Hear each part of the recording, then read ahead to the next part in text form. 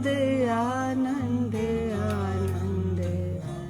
सो बहुत ही खूबसूरत पैगाम आप सुनिया जी। तो इस पैगाम तो पार आप फिर अवतार रेडियो के पीढ़ी टी विच प्रोग्राम सांझ दे विच तुहाडे नाल रूबरू हो गया, जिथे गल असी सेहत बारे पानी दी कीती है। उत्थे कई बार तुसी बच्चों नूं देखिया होगा कि भावें कुछ भी हो जाए उन्हां नूं खाण दित्ता जावे, पर उन्हां ने ना कुछ ना चीज़ां दीयां फक्कियां जड़ियां वो मारनियां हुंदियां।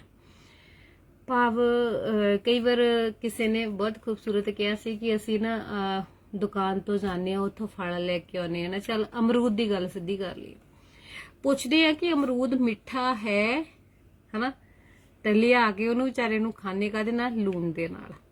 सो अज ये गल करांगे कि लूण ज़्यादा खाण दे नाल की हो सकदा है, ते लूण घट खाण दे नाल की हुंदा है, ते लूण किन्नी मात्रा दे विच लेना चाहिदा। वैसे तो साडी हर वस्तु जिहड़ी घर बनदी है ना, ਉਹਦੇ ਵਿੱਚ ਲੂਣ ਤਾਂ ਹੁੰਦਾ ਹੀ ਕੋਈ ਨਾ ਕੋਈ, ਜਿਵੇਂ ਸਬਜ਼ੀ ਦੀ ਗੱਲ ਕਰ ਲਈਏ ਜਾਂ ਮਤਲਬ ਕੋਈ ਫਰੂਟ, ਕੁਦਰਤੀ ਫਰੂਟਾਂ ਦੇ ਵਿੱਚ ਕਈਆਂ 'ਚ ਲੂਣ ਸਾਨੂੰ ਮਿਲ ਜਾਂਦਾ ਹੈ। ਪਰ ਸਿਹਤਮੰਦ ਜੇ ਰਹਿਣਾ ਆ ਤਾਂ ਤੁਹਾਨੂੰ ਖਾਣ ਦਾ ਸਵਾਦ ਬਣਾਉਣ ਦੇ ਲਈ ਲੂਣ ਦਾ ਪ੍ਰਯੋਗ ਜ਼ਰੂਰੀ ਕਰਨਾ ਚਾਹੀਦਾ ਹੈ। ਤੇ ਲੂਣ ਤੋਂ ਬਗੈਰ ਸਾਡਾ ਭੋਜਨ ਸਵਾਦ ਬਣ ਜਾਏ, ਜੇ ਲੂਣ ਘੱਟ ਹੋਵੇ ਤਾਂ ਨਾ ਸਾਨੂੰ ਮਿਰਚ ਵੀ ਜ਼ਿਆਦਾ ਲੱਗੀ ਜਾਣੀ, ਸਬਜ਼ੀ ਦਾ ਸਵਾਦ ਵੀ ਕੁਝ ਨਹੀਂ ਹੋਣਾ। ਤੇ ਜੇ ਲੂਣ ਪੂਰਾ ਹੋਵੇ ਤੇ ਉਧਰੋਂ ਮਿਰਚ ਦਾ ਸਵਾਦ ਹੋਵੇ ਜਾਂ ਨਾ ਹੋਵੇ, ਫਿਰ ਵੀ ਸਬਜ਼ੀ ਸਾਨੂੰ ਸਵਾਦ ਲੱਗ ਜਾਂਦੀ ਆ। ਜਿਹੜੀ ਅਹਿਮ ਭੂਮਿਕਾ ਸਬਜ਼ੀ ਨੂੰ ਸਵਾਦ ਬਣਾਉਣ ਦੀ ਉਹ ਹੈਗਾ ਜੀ ਲੂਣ।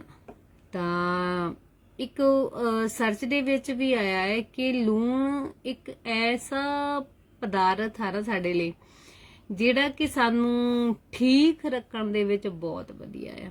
ਚੰਗੀ ਸਿਹਤ बहुत जरूरी है। हर एक मैंबर कहता है कि साड़ी सेहत फिट होनी चाहिए, असीं सारे तंदुरुस्त होने चाहिए। की तुसीं सुनिया आ कि ज़्यादा लूण खाण दे नाल सेहत हानिकारक प्रभाव दिंदी आ, पर खाना बन जाण तो बाद ते उस तो उपरों जे लूण पाउने ते साडी सेहत दे लई ओह तां खतरा किते वखरा ही हो जांदा आ। ਜ਼ਿਆਦਾ ਲੂਣ ਖਾਣਾ ਤੇ ਜ਼ਿਆਦਾ ਖੰਡ ਖਾਣੇ, ਇਹਦਾ ਮਤਲਬ ਆ ਕਿ ਤੁਹਾਡੇ ਸਰੀਰ ਦੇ ਵਿੱਚ ਕੈਲਰੀ ਘਟ ਜਾਂਦੀ ਆ। ਜੇਕਰ ਕੈਂਸਰ ਦੀ ਗੱਲ ਕਰੀਏ ਹੈ ਨਾ, ਉਹਦਾ ਖਤਰਾ ਆ। ਤੇ ਜੇ ਲੂਣ ਤੇ ਖੰਡ ਦੀ ਮਿਕਦਾਰ ਸਾਡੇ ਸਰੀਰ ਦੇ ਵਿੱਚ ਘਟ ਜਾਵੇ ਨਾ, ਡਾਕਟਰ ਸਾਨੂੰ ਕਹਿੰਦੇ ਆ ਕਿ ORS ਜਿਹੜਾ ਇਹਦਾ ਘੋਲ ਪੀਓ। ਕਿਸੇ ਨੂੰ ਦਸਤ ਲੱਗ ਜਾਣਾ, ਕਿਸੇ ਨੂੰ ਉੱਪਰ ਛਾਲਾ ਪਾ ਉਲਟੀਆਂ ਲੱਗ ਜਾਣ, ਜਾਂ ਕਈ ਵਾਰ ਸਾਡੇ ਸਰੀਰ ਦੇ ਵਿੱਚ ਉੱਦਾਂ ਹੀ ਪਾਣੀ ਦੀ ਮਾਤਰਾ ਕਿਸੇ ਹੋਰ ਵਜ੍ਹਾ ਕਰਕੇ ਵੀ ਜ਼ਿਆਦਾ ਕੰਮ ਕਰਨ ਦੇ ਨਾਲ, ਪਸੀਨਾ ਜ਼ਿਆਦਾ ਆਉਣ ਦੇ ਨਾਲ ਹਨਾ ਘਟ ਜਾਂਦਾ। ਫਿਰ ਡਾਕਟਰ ਨੂੰ ਸਪੈਸ਼ਲ ਕਹਿੰਦਾ ਹੈ ਕਿ ਇਹਦੀ ਐਨਰਜੀ ਡਾਊਨ ਹੋ ਗਈ ਹੈ, ਇਹਨੂੰ ਪਾਣੀ ਦੇ ਵਿੱਚ ਥੋੜਾ ਜਿਹਾ ਲੂਣ ਪਾ ਕੇ ਤੇ ਖੰਡ ਪਾ ਕੇ ਦੇ ਦਿਓ। ਕਈ ਵਾਰ ਦੇਖਿਆ ਕਿ ਸਾਡਾ BP ਜਦੋਂ ਹਾਈ ਹੋਇਆ, ਡਾਕਟਰ ਕਹਿੰਦੇ ਇਹਨੂੰ ਲੂਣ ਨਹੀਂ ਖਾਣ ਨੂੰ ਦੇਣਾ ਹਨਾ। ਬਾਕੀ ਵੱਖਰੀਆਂ ਗੱਲਾਂ, ਤੇ ਜੇ ਘਟਿਆ ਹੋਵੇ ਫਿਰ ਕਹਿੰਦੇ ਹੁੰਦੇ ਲੂਣ ਪਾ ਕੇ ਦੇ ਦਿਓ। ਰੋਜ਼ਾਨਾ ਕਿੰਨਾ ਲੂਣ ਖਾਣਾ ਚਾਹੀਦਾ ਇੱਕ ਇਨਸਾਨ ਨੂੰ? ਲੂਣ ਦਾ ਇਸਤੇਮਾਲ ਕੋਈ ਨਿਸ਼ਚਿਤ ਮਾਤਰਾ ਨਹੀਂ ਹੈਗੀ ਸਾਡੇ 'ਚ ਹਨਾ, ਵੀ ਇੰਨਾ ਚਮਚਾ ਖਾਣਾ, ਕਿੰਨਾ ਖਾਣਾ ਹੈ। ਪਰ ਚੰਗੀ ਸਿਹਤ ਦੇ ਲਈ ਸਾਨੂੰ ਬਹੁਤ ਘੱਟ ਤੇ ਬਹੁਤ ਜ਼ਿਆਦਾ ਬਿਲਕੁਲ ਨਹੀਂ ਖਾਣਾ ਚਾਹੀਦਾ। ਜ਼ਿਆਦਾ ਲੂਣ ਖਾਣ ਦੇ ਨਾਲ ਜਾਣੀ ਕਿ ਸੋਡੀਅਮ ਦੀ ਮਾਤਰਾ ਸਾਡੇ ਸਰੀਰ ਦੇ ਵਿੱਚ, ਬਲੱਡ ਪ੍ਰੈਸ਼ਰ ਜਿਹੜਾ ਆ ਉਹ ਵਧਣਾ ਸ਼ੁਰੂ ਹੋ ਜਾਂਦਾ ਨਾ।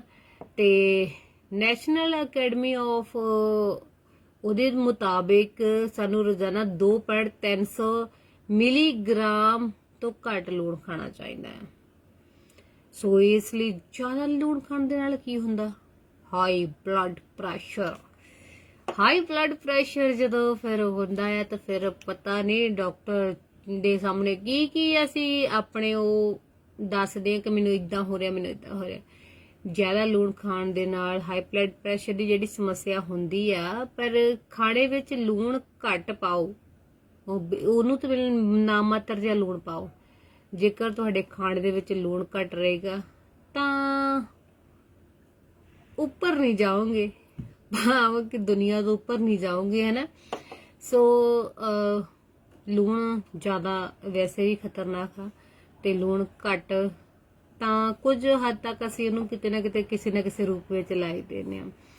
ਸੋ ਜਿਹੜੇ ਦਿਲ ਦੇ ਮਰੀਜ਼ ਨੇ ਹਨਾ, ਕਿਸੇ ਨਾ ਕਿਸੇ ਸਮੱਸਿਆ ਦੇ ਨਾਲ ਘਿਰੇ ਹੋਏ ਨੇ, ਉਹ ਜ਼ਿਆਦਾ ਲੂਣ ਖਾਣ ਦੇ ਨਾਲ ਦਿਲ ਦੀਆਂ ਬਿਮਾਰੀਆਂ ਦਾ ਖਤਰਾ ਹੋਰ ਵੱਧ ਜਾਂਦਾ ਆ, ਕਿਉਂਕਿ ਦਿਲ ਪੰਪ ਜ਼ਿਆਦਾ ਕਰਨ ਲੱਗ ਜਾਂਦਾ ਆ, ਘਬਰਾਹਟ ਹੁੰਦੀ ਆ। ਸੋ ਇਸ ਲਈ ਲੂਣ ਦੇ ਪ੍ਰਤੀ ਤੁਸੀਂ ਥੋੜਾ ਜਿਹਾ ਸੁਚੇਤ ਰਹੋ। ਹਾਈ ਬਲੱਡ ਪ੍ਰੈਸ਼ਰ ਦੀ ਸਮੱਸਿਆ ਦੇ ਕਰਕੇ ਹੀ ਹਾਰਟ ਜਿਹੜਾ ਆ ਉਹ ਜ਼ਿਆਦਾ ਕੰਮ ਕਰਦਾ ਆ, ਉਹਨੂੰ ਜ਼ਿਆਦਾ ਪੰਪਿੰਗ ਕਰਨੀ ਪੈਂਦੀ, ਤੇ ਇਸ ਲਈ ਉਹ ਕਮਜ਼ੋਰ ਵੀ ਹੋ ਜਾਂਦਾ ਆ। ਹੁਣ ਹਾਈ ਬਲੱਡ ਪ੍ਰੈਸ਼ਰ ਦੀ ਸਮੱਸਿਆ ਜਿੱਥੇ ਹੈਗੀ ਆ, ਉੱਥੇ ਇੱਕ ਚੀਜ਼ ਇਹ ਕਿਹਾ ਜਾਂਦਾ ਹੈ ਕਿ ਲੂਣ ਤੋਂ ਜਿੰਨਾ ਬਚ ਸਕਦੇ ਦੂਰ ਰਹਿ ਸਕਦੇ ਹੋ, ਮਿੱਠੇ ਵਾਲੀਆਂ ਚੀਜ਼ਾਂ ਖਾ ਲਓ। ਸਰੀਰ ਵਿੱਚ ਕਈ ਵਾਰ ਦੇਖਿਆ ਹੈ ਕਿ ਸਾਡਾ ਸਰੀਰ ਹੈ ਨਾ, ਸਾਨੂੰ ਸੋਜ ਜੀ ਲੱਗਦੀ ਆ, ਜਿਵੇਂ ਪੈਰਾਂ ਤੇ, ਹੱਥਾਂ ਤੇ, ਹੋਰ ਵੀ ਮੂੰਹ ਤੇ ਵੀ, ਹਨਾ। ਲੂਣ ਦੀ ਮਾਤਰਾ ਜ਼ਿਆਦਾ ਹੋਣ ਨਾਲ ਪਾਣੀ ਜ਼ਰੂਰਤ ਤੋਂ ਜ਼ਿਆਦਾ ਜਮ੍ਹਾਂ ਹੋ ਜਾਂਦਾ ਹੈ, ਕਿਉਂਕਿ ਜਦੋਂ ਲੂਣ ਜ਼ਿਆਦਾ ਖਾਵਾਂਗੇ ਵਾਰ-ਵਾਰ ਪਾਣੀ ਪੀਵਾਂਗੇ, ਇਸ ਦੇ ਨਾਲ ਤੁਹਾਡੇ ਹੱਥਾਂ ਪੈਰਾਂ ਤੇ ਚਿਹਰੇ ਤੇ ਜਿਹੜੀ ਸੋਜ ਆ ਉਹ ਪੈ ਸਕਦੀ ਹੈ। ਤਾਂ ਜ਼ਿਆਦਾ ਲੂਣ ਦੇ ਨਾਲ ਕਿਡਨੀ ਦਾ ਤੇ ਵੀ ਜ਼ਿਆਦਾ ਪ੍ਰਭਾਵ ਪੈਂਦਾ ਆ, ਤੇ ਸਰੀਰ ਦੇ ਵਿੱਚ ਸੋਡੀਅਮ ਵੱਧ ਜਾਂਦਾ ਆ, ਜਿਸ ਨਾਲ ਸੋਡੀਅਮ ਨੂੰ ਪਚਾਉਣਾ ਬਹੁਤ ਔਖਾ ਹੋ ਜਾਂਦਾ, ਤੇ ਕਿਡਨੀ ਨੂੰ ਮਿਹਨਤ ਜ਼ਿਆਦਾ ਕਰਨੀ ਪੈਂਦੀ ਆ, ਇਸ ਲਈ ਉਹਦੇ ਤੇ ਦੁਸ਼ਪ੍ਰਭਾਵ ਪੈਂਦਾ ਆ। ਤਾਂ ਇੱਕ ਚੀਜ਼ ਹੋਰ ਕਿਹਾ ਜਾਂਦਾ ਹੈ ਕਿ ਕਈ ਵਾਰ ਆਇਓਡੀਨ ਦੀ ਘਾਟ ਹੁੰਦੀ ਹੈ, ਹਨਾ। ਥਾਇਰਾਇਡ ਗ੍ਰੰਥੀ ਵੀ ਠੀਕ ਹੋ ਜਾਂਦੀ ਹੈ ਜੇ ਆਇਓਡੀਨ ਦੀ ਘਾਟ ਹੋ ਜਾਵੇ ਤਾਂ। ਕਈ ਵਾਰ ਸਹੀ ਤਰੀਕੇ ਦੇ ਨਾਲ ਉਹ ਕੰਮ ਵੀ ਨਹੀਂ ਕਰਦੀ। ਜੇਕਰ ਲੂਣ ਘੱਟ ਖਾਂਦੇ ਹੋ ਤਾਂ ਤੁਹਾਨੂੰ ਸਮੱਸਿਆ ਹੋ ਸਕਦੀ ਹੈ, ਤੇ ਜੇ ਆਇਓਡੀਨ ਲੂਣ ਦੀ ਜੇ ਗੁੱਡ ਕੁਆਲਿਟੀ ਲੈਂਦੇ ਹੋ। ਵੈਸੇ ਇੱਕ ਚੀਜ਼ ਦੇਖੀ ਜਾਵੇ, ਆਇਓਡੀਨ ਕੁਝ ਕੁ ਸਮੇਂ ਪਹਿਲਾਂ ਤੋਂ ਸ਼ੁਰੂ ਹੋਇਆ, ਹਨਾ। ਇਹ ਕਿਹਾ ਜਾਂਦਾ ਹੈ ਕਿ ਤੱਤ ਲੂਣ ਦੇ ਵਿੱਚ ਹੈ, ਪਰ ਸਾਡੇ ਬਜ਼ੁਰਗ ਤਾਂ ਡਲੀ ਵਾਲਾ ਲੂਣ ਖਾਂਦੇ ਸੀ, ਜਾਂ ਪਹਾੜੀ ਉਹ ਜਿਹੜਾ ਕਹਿੰਦੇ ਸੇਂਦਾ ਨਮਕ ਹੈ ਨਾ, ਉਹਨੂੰ ਖਾਂਦੇ ਸੀ, ਜਾਂ ਕਾਲਾ ਲੂਣ ਵਰਤਦੇ ਸੀ, ਫਿੱਟ ਸੀ ਸਰੀਰ। ਅੱਜ ਜਦੋਂ ਦੇ ਅਸੀਂ ਆਇਓਡੀਨ ਦੇ ਚੱਕਰਾਂ ਦੇ ਵਿੱਚ ਪਏ ਆ, ਵੈਸੇ ਮੈਂ ਕਹੂੰਗੀ ਨਹੀਂ, ਕਿਉਂਕਿ ਕਿਹਾ ਜਾਂਦਾ ਨਾ ਵੀ ਆਹ ਪੈਕਟ ਦੇ ਵਿੱਚ, ਆਹ ਪੈਕਟ 'ਚ ਆਹ, ਕੰਪਨੀਆਂ ਦਾ ਨਾਂ ਨਹੀਂ ਲਵਾਂਗੇ, ਪਰ ਸਹੀ ਸਿਹਤ ਜਿਹੜੀ ਆ ਉਹ ਸਾਡੀ ਤਾਂ ਨਾਰਮਲ ਲੂਣ ਨਾਲ ਵੀ ਰਹਿੰਦੀ ਹੈ, ਕਿਉਂਕਿ ਸਰੀਰ ਦੇ ਵਿੱਚ ਲੂਣ ਦੀ ਕਮੀ ਤੇ ਲੂਣ ਦੀ ਬਹੁਤਾਤ, ਇਹ ਦੋਨੋਂ ਹੀ ਸਾਡੇ ਲਈ ਖਤਰਨਾਕ ਆ। ਸੋ ਇਸ ਲਈ ਲੂਣ ਦਾ ਪ੍ਰਯੋਗ ਜਿੰਨਾ ਵੀ ਹੋ ਸਕੇ, ਨਾ ਬਹੁਤਾ ਘੱਟ ਤੇ ਨਾ ਬਹੁਤਾ ਵੱਧ। ਕਈ ਵਾਰ ਕਈ ਸਬਜ਼ੀਆਂ ਦੇ ਵਿੱਚ ਹੀ ਲੂਣ ਹੁੰਦਾ। ਇੱਕ ਸਰਚ ਦੇ ਵਿੱਚ ਆਇਆ ਹੈ ਕਿ ਜਿਹੜੀਆਂ ਅਸੀਂ ਖਾਣ ਵਾਲੀਆਂ ਚੀਜ਼ਾਂ ਜਿਵੇਂ ਪਾਲਕ ਆ, ਉਹਦੇ ਵਿੱਚ ਲੂਣ ਕੁਦਰਤੀ ਹੁੰਦਾ, ਹਨਾ। ਤਾਂ ਮੇਥੀ ਦੇ ਵਿੱਚ ਵੀ ਹੁੰਦਾ ਹੈ ਕੁਦਰਤੀ ਲੂਣ। ਤਾਂ ਹੋਰ ਵੀ ਬਹੁਤ ਸਾਰੀਆਂ ਸਬਜ਼ੀਆਂ, ਮੇਰੇ ਜੇਨ ਦੇ ਵਿੱਚ ਨਹੀਂ ਉਹਨਾਂ ਦਾ ਨਾਂ ਆ ਰਿਹਾ ਕਿ ਉਹਨਾਂ ਵਿੱਚ ਕੁਦਰਤੀ ਬਕਾਇਦਾ ਲੂਣ ਹੁੰਦਾ, ਪਰ ਫਿਰ ਵੀ ਅਸੀਂ ਉੱਪਰੋਂ ਲੂਣ ਪਾਉਂਦੇ ਆ। ਹੁਣ ਜੇ ਅਸੀਂ ਸਲਾਦ ਦੇ ਵਿੱਚ ਉੱਪਰੋਂ ਲੂਣ ਪਾਉਂਦੇ ਆ, ਭਾਵ ਤੁਸੀਂ ਜਿਵੇਂ ਕਹਿੰਦੇ ਨੇ ਮੌਤ ਨੂੰ ਮਾਸੀ ਕਹਿ ਰਹੇ ਹੋ, ਹਨਾ। ਮਾਸੀ ਵੈਸੇ ਲਾਡ ਵਾਲੀ ਹੁੰਦੀ ਹੈ, ਤਾਂ ਫਿਰ ਤੁਸੀਂ ਆਪ ਖੁਦ ਬ ਖੁਦ ਉਧਰ ਜਾ ਰਹੇ ਹੋ। ਸੋ ਲੂਣ ਦੀ ਬਹੁਤਾਤ ਦੇਖੋ, ਕਿੰਨੇ ਪ੍ਰਕਾਰ ਦੇ ਲੂਣ, ਹਨਾ।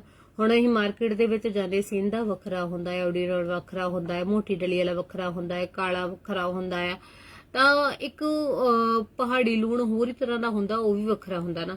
ਚਿੱਟੇ ਲੂਣ, ਪਿਓਰ ਚਿੱਟੇ ਜਿਹੜੇ ਲੂਣ ਆ, ਉਹ ਤਾਂ ਬਿਲਕੁਲ ਹੀ ਖਤਰੇ ਦੀ ਘੰਟੀ ਵੱਲੋਂ ਜਾ ਰਹੇ ਆ।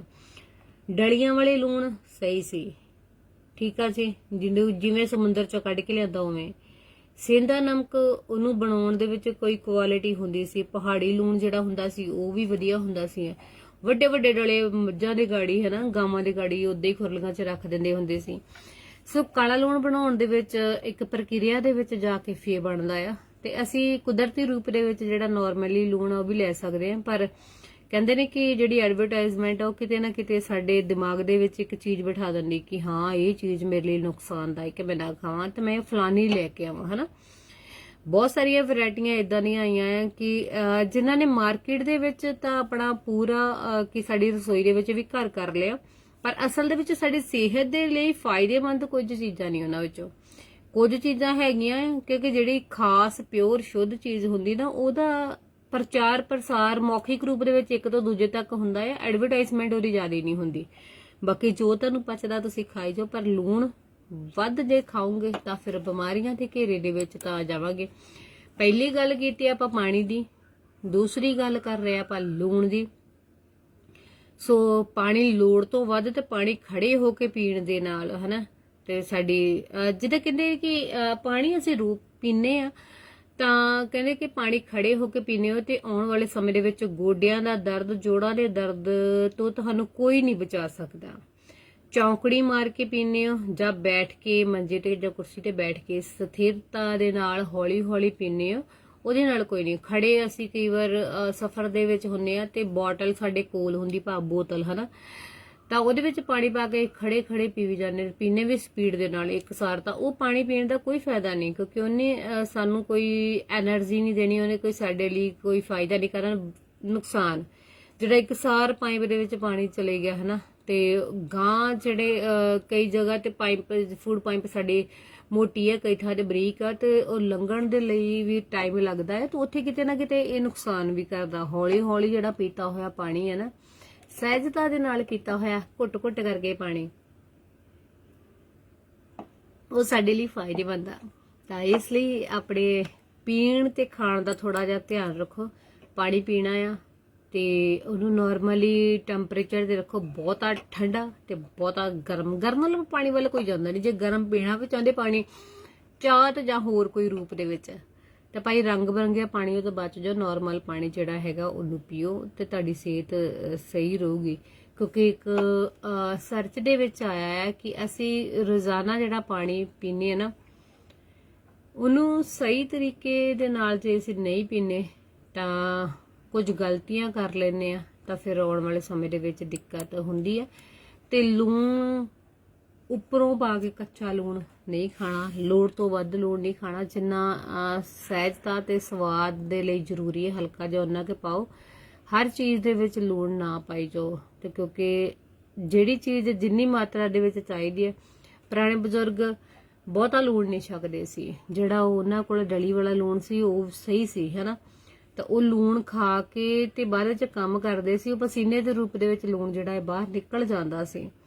ਤਾਂ ਕਈ ਵਾਰ ਕਿਸੇ ਨੇ ਕਿਹਾ ਹੈ ਕਿ ਪਸੀਨਾ ਜਿਹੜਾ ਆ ਉਹ ਲੂਣੀਆ ਜਿਹਾ ਹੁੰਦਾ ਹਨਾ, ਮੈਨੂੰ ਨਹੀਂ ਪਤਾ, ਪਰ ਇੱਕ ਕਿਸੇ ਨੇ ਕਿਹਾ ਸੀ, ਬੜਾ ਸੋਹਣਾ ਲਿਖਿਆ ਸੀ, ਕਹਿੰਦੇ ਕਿ ਸਾਡੇ ਸਰੀਰ ਦੇ ਵਿੱਚ ਜਿਹੜੇ ਕੁਝ ਬੈਕਟੀਰੀਆ ਮਰਦੇ ਨੇ ਉਹਨੂੰ ਪਸੀਨੇ ਰਾਹੀਂ ਬਾਹਰ ਵੀ ਕੱਢਦਾ ਆ।